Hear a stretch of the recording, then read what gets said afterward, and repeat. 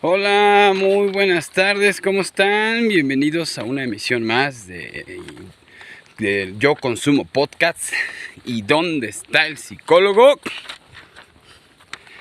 Pues hoy quisimos venir de este lado al bosque para narrarles bajo el manto de la naturaleza verde, manto verde, narrarles la historia de David Reimer.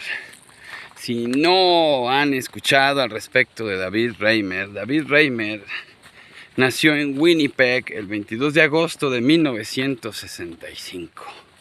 Pero ¿quién es? ¿Quién es? Incluso él falleció en mi cumpleaños. Yo naciendo y él muriendo. Claro, él falleció en el 2004. Y pues yo tengo otra fecha, ¿verdad? Otra fecha de nacimiento, pero bueno. Él fue un canadiense que nació ahí en Winnipeg, como ya lo mencionamos. Y fue reasignado sexualmente a ser mujer.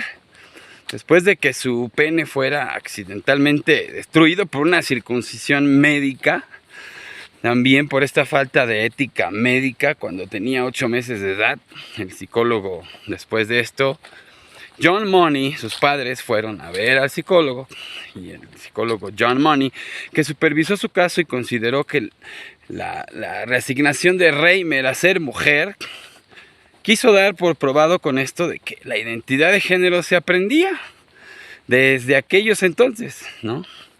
Sin embargo, el sexólogo Milton Diamond constató que Reimer nunca se llegó a identificar como una mujer. David Reimer jamás se identificó como una mujer, a pesar de que vivió así, porque lo hicieron vivir como una mujer. Y él empezó a vivir como un hombre después de los 15 años de edad y acabó haciendo público su caso para así evitar prácticas similares en el futuro. Y después sufrió una fuerte depresión, problemas económicos, divorcio y el final de su matrimonio, y pues se suicidó al final en el 2004, el 5 de mayo. Les hago una reminiscencia. El mellizo Reimer había perdido su miembro genital después de una operación de circuncisión. Mientras vayan disfrutando de la vista, aconsejó a los padres a un cambio de género.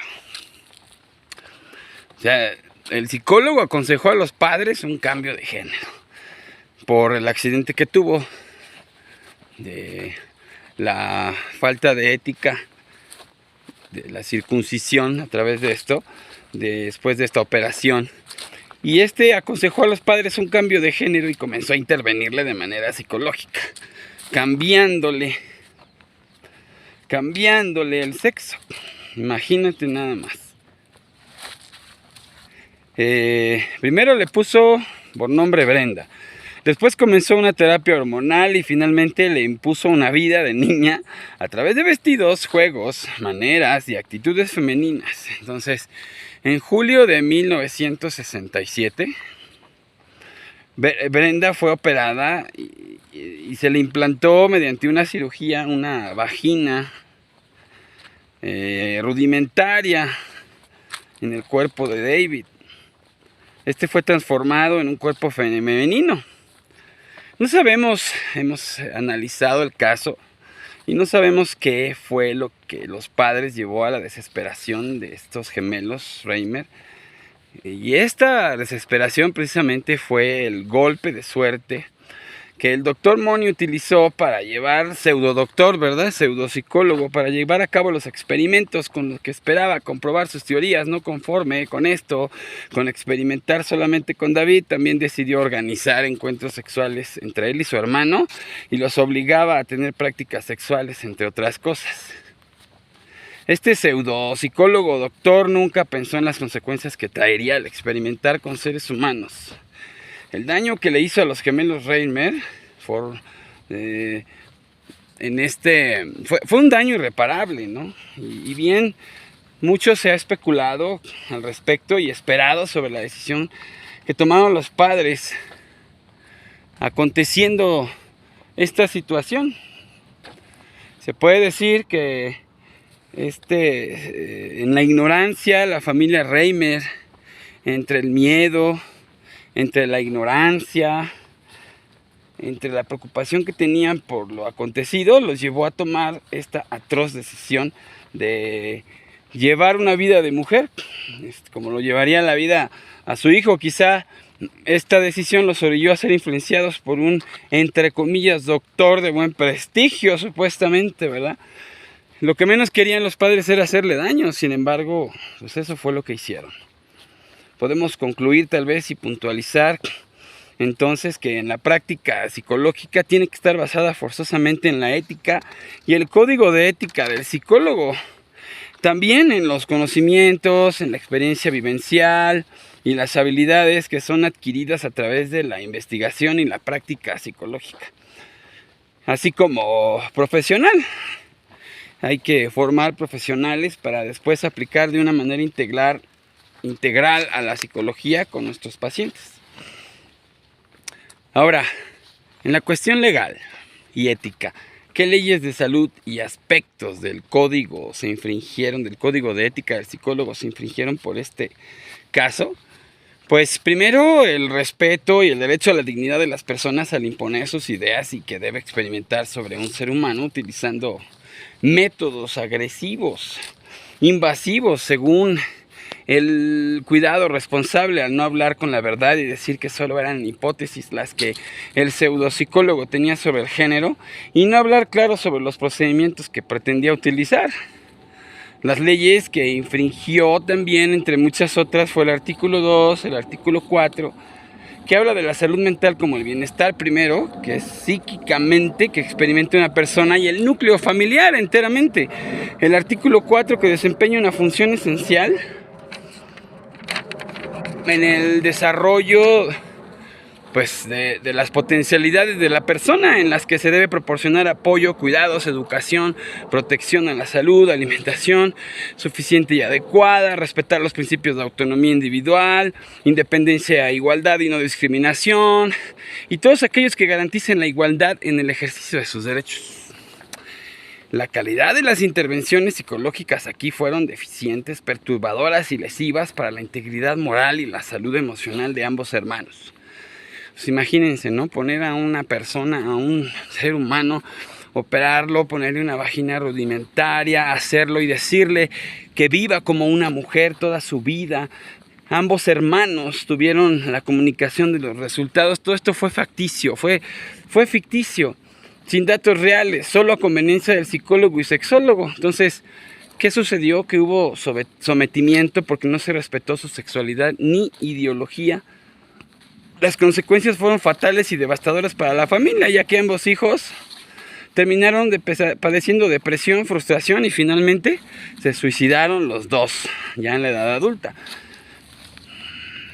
Hay una frase que me recordó a Franklin Roosevelt que dice que no puede haber mayor fracaso en la vida que perderla.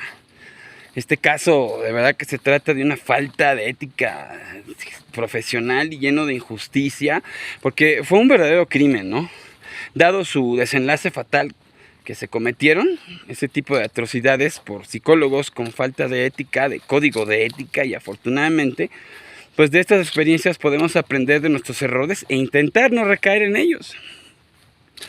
Los errores atroces y abusos que se cometieron con los gemelos Reimer pues han sido uno de los episodios más crueles en la historia de la psicología, incluso que me atrevo a decir que de la humanidad. Fue un experimento aberrante y desprovisto de ética, ya lo hemos dicho en varias ocasiones. No hubo justicia, solo hubo abuso físico, psicológico, violencia sexual, abusos sexuales, emocionales, humillaciones. Y en esta investigación que hemos estado haciendo son evidentes las mentiras y medias verdades, la estafa y los estudios parcializados, la falta de respeto por la dignidad humana, pues los mellizos fueron tratados como animales de laboratorio para comprobar una teoría que fue desmentida después y fue encubierta, ocultando los resultados devastadores y mintiendo sobre el éxito supuesto en terapia. También se transgredieron muchísimos principios éticos y normas profesionales de la psicología en la ética de la investigación, que tiene como objeto la protección, de los sujetos humanos que se concretó con firmeza en el documento del Código Nuremberg de 1947, muy importante para la humanidad, la Declaración de los Derechos Humanos en Helsinki en 1964, Helsinki, el informe Belmont de 1979, en la Declaración Universal de Bioética y Derechos Humanos, fíjense nada más, promulgados por la UNESCO en el 2005. Cabe agregar y para concluir que este pseudo doctor Moni, cayó en un error. Vuelvo a repetir lo del código de ética, entre varios tremendos, sobre el desconocimiento de la diferencia entre sexo y género. Lo curioso es que ese prestigio lo mantuvo en aquel entonces. Y lo mantuvo. Entonces, en aquel entonces se informa que este pseudo psicólogo, fue el primer miembro de una asociación de honor española y de la Sociedad de Sexología. Imagínense, pionero en el estudio de las fantasías sexuales y parafilias para este gremio en su vida, y su obra, pues, no dejan de ser gran interés todavía hasta esta fecha. Dentro del marco del tema de la ética y la investigación, también se señalan los fraudes, la falta de identidad y honestidad, el poco o ningún valor empático a los sentimientos, vidas del prójimo, entre otros, sobre todo el de estos mellizos, y ya me imagino a cuántos más pacientes más hizo daño. Esto, fíjate, fíjense, nos permite volver a pensar sobre las posibilidades de elevar esta disciplina al máximo, la psicología al máximo. En un nivel de comportamiento y profesionalismo ético, vale la pena repetirlo, y los ingredientes, porque esto fue lo que estropeó la existencia de dos gemelos, dos personas, dos mellizos, y fue un error, un torpe y gran error quirúrgico, digno de los peores casos de mal juicio ético, junto con la intervención de un loco doctor más interesado en confirmar sus teorías supuestamente científicas que en el bienestar de sus pacientes. Esto fue un trágico epílogo magnánimo, épico para la vida de los dos melgos, utilizados solamente para horribles experimentos por este pseudo doctor falto de ética y moral. Pues con esto concluimos. Gracias por acompañarnos en esta narración y en este bello lugar, este bosque. Y pues aquí estamos. Y muchas gracias por acompañarnos a esta emisión de Yo Consumo Podcasts y ¿Dónde está el psicólogo? Muchas gracias. Póngale like.